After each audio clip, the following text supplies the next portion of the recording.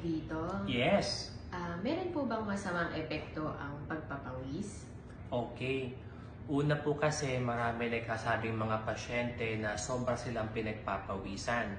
Remember, kung may masamang epekto ang pagpapawis, ito po kasi isang proseso ng ating katawan para ma-regulate po ang temperatura natin.